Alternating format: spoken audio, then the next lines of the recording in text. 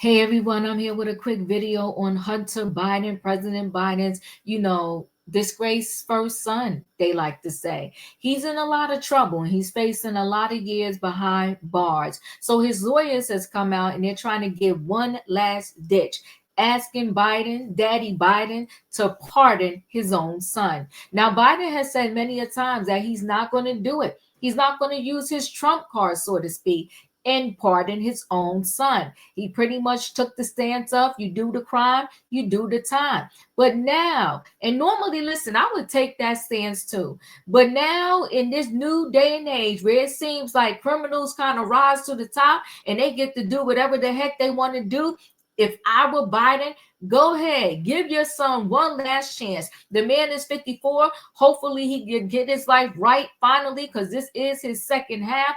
I would pardon my son. And after that, because I would no longer be president and couldn't help him, he would be on his own if he got into trouble after I pardoned him. Now, listen, guys, y'all got to let me know your thoughts. If you were Biden, President Biden, would you pardon your own child? And like I said, in this case, I would say, why not? Go ahead and do it. So Hunter Biden's lawyers launched a apparent 11th-hour bid to land a pardon from dad. Lawyers for scandal scarred first son Hunter Biden have issued a new public diatribe, whining he is the alleged victim of political prosecutions, an apparent last ditch push for his dad to pardon him. Abu Lowe, one of Hunter's top lawyers, dusted off his well-worn claims that the two criminal cases against the 54-year-old disgraced son faced significant outside pressure as Republicans sought to harm his father, President Biden, politically. This is a 7-year saga propelled by an unrelenting political desire to use a son to hurt his father. Lowe said in a statement about the public missive, which was first obtained by the Washington Post. It's a wild and terrifying story that serves. Hold on one sec. My this is Google. Stop Google. It was a wild and terrifying story that serves as stark warning of what is to come as some of the same Republicans who targeted Hunter prepare to resume power and have stated their intention to use the government's vast power to pursue their perceived enemies, Lowe claimed. And you know what? Again, on that note, it because of the situation and the circumstances, if I was Biden, I would pardon my own child. Hunter pleaded guilty in September to 9 counts pertaining to bilking Americans of the 1.4 million in taxes, despite his defense team's admittance that he was politically prosecuted. At the time, the presiding judge noted Hunter could face up to 17 years behind bars, as well as up to $1.3 million in fines. Good gosh almighty. Okay, 17 years is a long time. Additionally, a jury found Hunter guilty of 3 counts in June related to possession of a firearm while addicted to illegal drugs.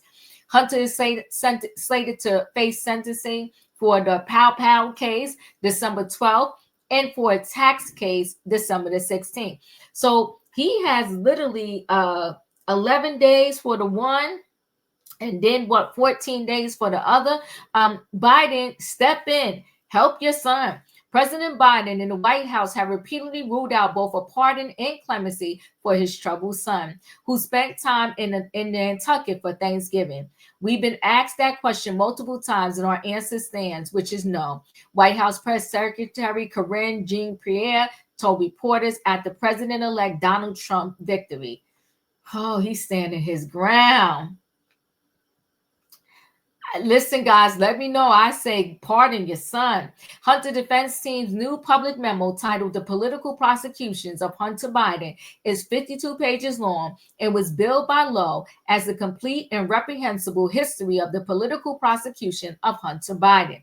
A system that is supposed to protect against abuses failed to do so and was corrupted by political leaders in this country, the memo argues. As a result, Hunter faces significant sentences for felonies and misdemeanors far beyond precedents of others committing less serious offenses or where civil resolutions or consent judges are normally sought, all on the basis of his mistakes made while in the throes of a serious drug addiction. And let's be clear, Hunter Biden had serious substance abuse issues, and I do feel that that should be taken into consideration. It includes a timeline of how Trump's confidants hunted for dirt on Hunter and rehashed the plea deal that imploded in court during the summer of 2023 when a judge exposed daylight between prosecutors and the defense over whether the first son would get broad immunity. At the time, Republicans had initially panned that agreement as a sweetheart plea deal and publicly accused prosecutors of letting him off the hook. Regarding Hunter's gun case, his defense claimed one of the charges was typically only used against individuals who had a felony conviction or had multiple pow charges.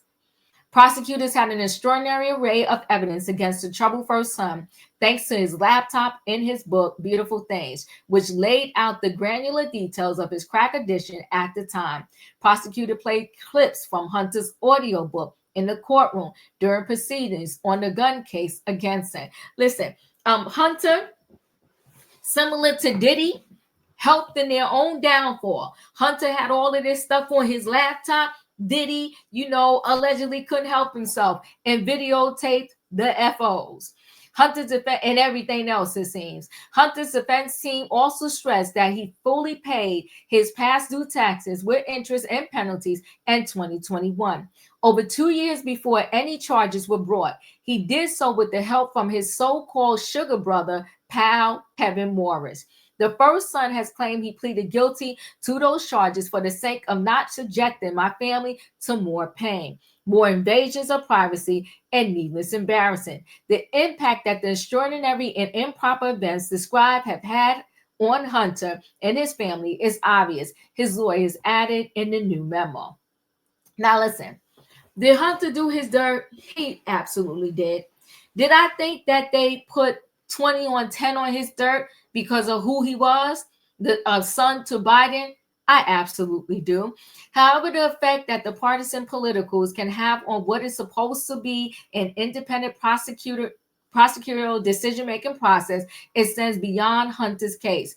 This missive says politics' outsized role reveals a new page in the playbook of politicizing investigations and prosecutions.